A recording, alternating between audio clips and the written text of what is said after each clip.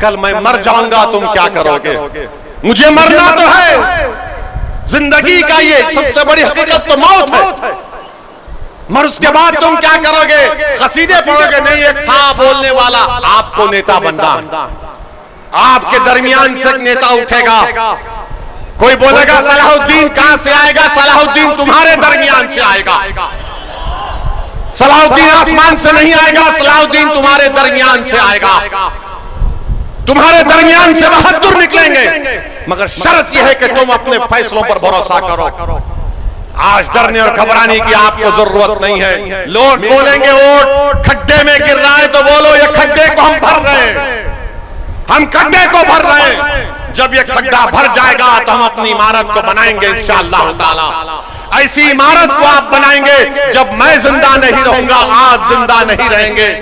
शायद मेरी हड्डियां जमीन में चूकना-चूर हो जाएंगी, मगर लोग तो याद करेंगे कि हाँ 50 साल पहले हमारे बुजुर्गों ने एक फैसला लिया था, तब जाकर हमने इस आलीशान इमारत अपने इत्तेहाद के ऊपर कायम की थी। याद रखिए, जो लोग आज बुलडोजर से घर तोड़ रहे हैं, कल इंशाअल्लाह ताला उनका घर वीरान हो जाएगा, खंडर बन जाएगा। जो लोग ताकत के बलबूते पर जाने ले रहे, तुम्हारी भी जान अल्लाह लेगा एक दिन इंशाअल्लाह ताला। तुम जो डर पैदा कर रहे हो, यकीन जानो कुदरत तुम्हारे दिलो दिमाग में खौफ को पैदा कर देगा। मेरे अजीज दोस्तों और बुजुर्गों, हिम्मत और हौसले को बरकरार रखिए। अंधेरे को चीर कर नूर आएगा। अगर तुम हो फिरौन तो मूसा भी आएगा इंशाअल्लाह। माफ करना, मैं आपको एक बात कहने जा रहा हूं, मुझे माफ कर दीजिए। गलती हमारी है इसमें, गलती इनकी होगी, मगर हम भी मुजरिम हैं इसमें, क्योंकि हम इस बात को तय कर चुके हैं कि हम जीत नहीं सकते। अरे तुम जीत नहीं सकते, तुम कैसे बोलोगे ये? अगर तुम ये अपना मिजाज बना लियो कि मैं जीत नहीं सकता, तो करबला के रेगजारों से आवाज आ रही है। वो तजल्ला का किनारा जो अहले बैत के खून से लाल हुआ, वो तुमसे पुकार कर कह रहा है, खबरदार, हम अल्लाह के ऊपर भरोसा करने वाले हैं, हम तादाद पर भरोसा नहीं करने वाले। अगर आज आप यही फैसला करेंगे हम नहीं जीत सकते, तो याद रखो खुदा उन्हीं का हाल बदलता जो अपने आप को बदलना चाहते। मेरे भाई, कदम तो उठा कर देखो, अपने दुआओं को आजमाने का वक्त है। उठाओ कदम, अपने दुआओं को आजमाने का वक्त है। जीत हार तक फैसला तो रब्बे करीम करेगा, मगर अगर हम फैसले कर लेंगे नहीं जीत सकते, तो फिर कब जीतोगे? कब जीतोगे बताओ? जब हम खत्म हो जाएंगे। हमारे दादा ने इनका साथ दिया, हमारे बाप ने इनका साथ दिया, अब हम अपने नौजवानों की जवानी उन पर कुर्बान कर रहे हैं। आज आपको कल के लिए आज से तैयारी करना। टेक्सास सिविल कोड उत्तराखंड में नाफिज किया बीजेपी ने। वहां पर एक मुसलमान अपनी शादी निकाह से नहीं कर सकता, बल्कि स्पेशल मैरिज एक्ट में करना पड़ेगा। एक मुसलमान का निकाह काजी के तहत नहीं होगा, गवाह नहीं होंगे और दुल्हन को मेहर नहीं दिया जा सकता। ये Texas civil code Modi Bharat में लाना चाहते हैं। आप अपने दिल पर हाथ रखकर सोचो, अगर कल यह कानून खुदा ना खास्ता भारत की लोकसभा में आएगा, तो क्या अखिलेश यादव, राहुल गांधी उस बिल को फाड़ेंगे? असदुद्दीन ओवैसी उस बिल को फाड़ेगा? यह आपको सोचकर फैसला लेना है। और ये इंडिया अलायंस जो बनाया गया है, महाराष्ट्र में 48 लोकसभा की सीटें कितने हैं? 48। एक भी मुसलमान को टिकट नहीं दिया गया। ये कांग्रेस के मुस्लिम नेता मुझे फोन करके कहे कि ओवैसी साहब, महाराष्ट्र में 1 करोड़ 15 लाख मुसलमान है, एक टिकट नहीं दिए। मैंने कहा मुझे क्यों सुना रहे हो?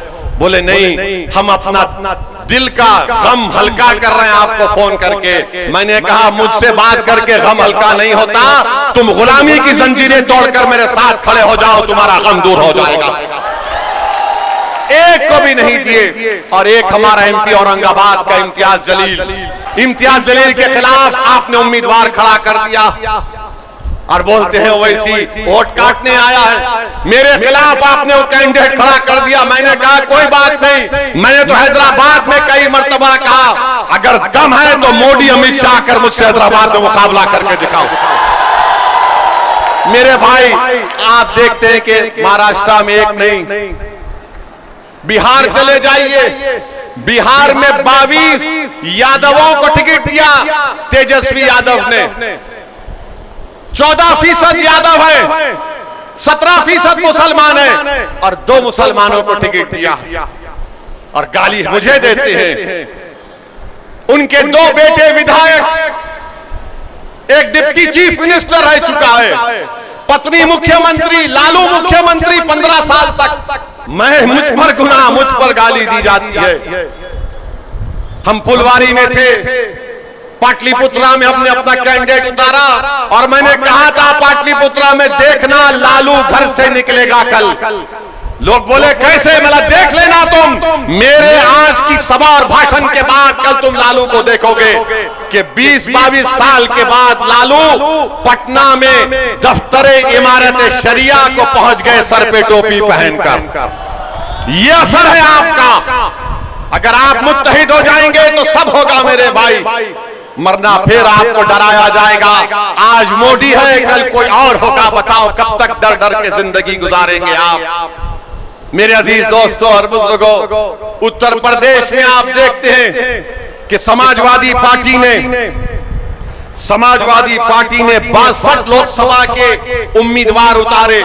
कितने मुसलमान हैं? 4। 62 में सिर्फ 4 हैं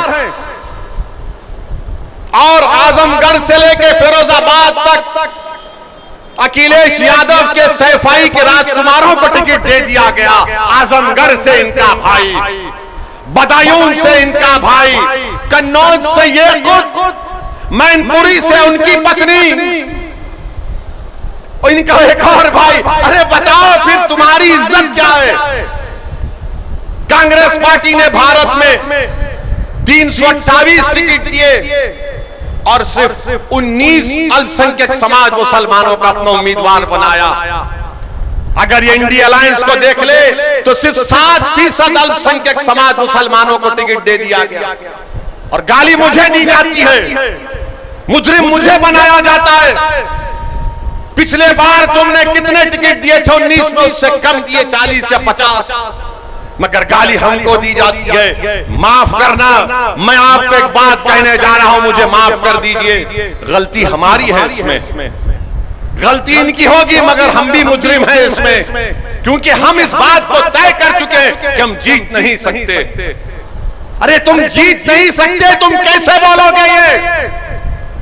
अगर तुम ये अपना मिजाज बना लियो कि मैं जीत नहीं सकता, तो करबला के रेगजारों से आवाज आ रही है। वो दजल्ला का किनारा जो अहले बैत के खून से लाल हुआ, वो तुमसे पुकार कर कह रहा है खबरदार, हम अल्लाह के ऊपर भरोसा करने वाले हैं, हम तादाद पर भरोसा नहीं करने वाले।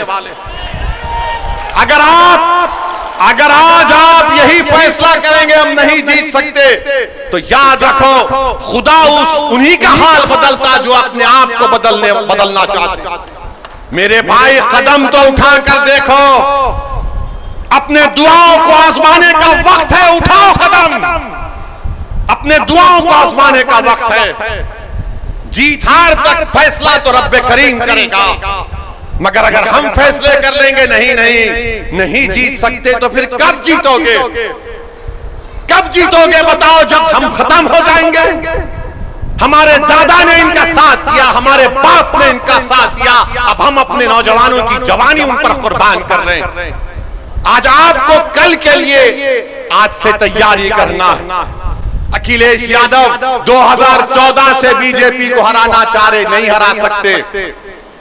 हरा सकते वो बीजेपी को। मैं कह रहा हूं आपको, मेरी बात लिख कर रख लेना आप, और याद रखना कि एक दीवाने ने आकर हमसे कहा था ये सिर्फ अपने परिवार को बचाना चाहते हैं, और परिवार को बचाने के लिए डर बिठाया जाता है, और इनका मकसद एक ही है कि उनकी राजनीति चमकती रहे।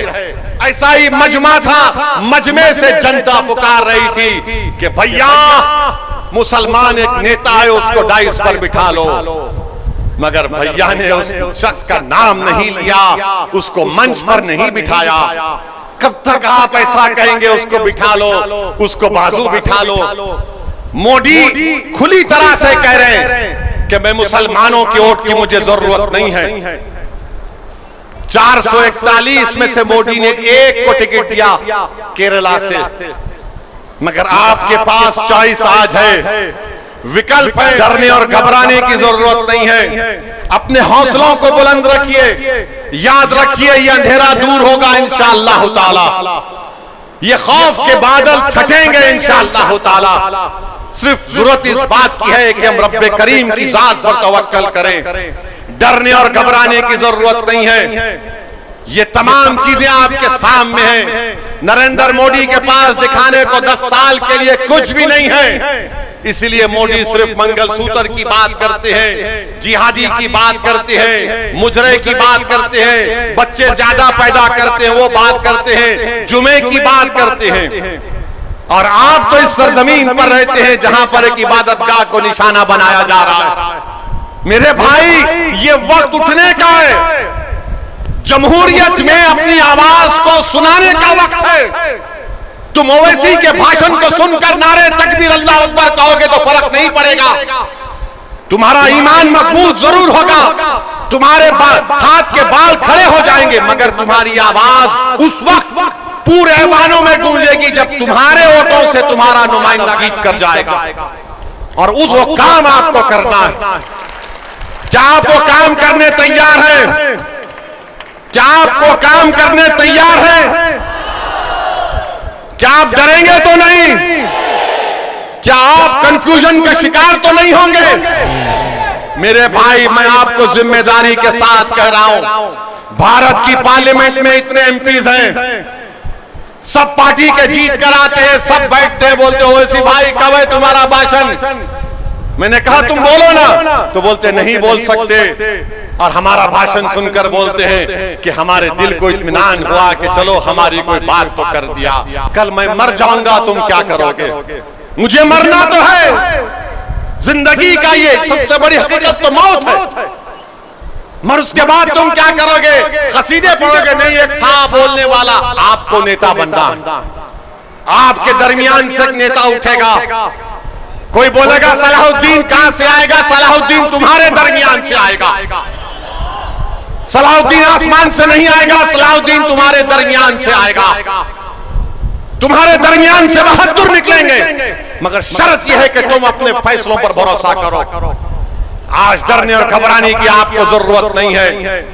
लोग बोलेंगे वोट खड्डे में गिर रहा है, तो बोलो ये खड्डे को हम भर रहे हैं, हम खड्डे को भर रहे हैं। जब ये खड्डा भर जाएगा तो हम अपनी इमारत को बनाएंगे इंशाअल्लाह ताला। ऐसी इमारत को आप बनाएंगे जब मैं जिंदा नहीं रहूंगा, आप जिंदा नहीं रहेंगे। शायद मेरी हड्डियां जमीन में चूकना-चूर हो जाएंगी, मगर लोग तो याद करेंगे कि हाँ 50 साल पहले हमारे बुजुर्गों ने एक फैसला लिया था, तब जाकर हमने इस आलीशान इमारत अपने इत्तेहाद के ऊपर कायम की थी।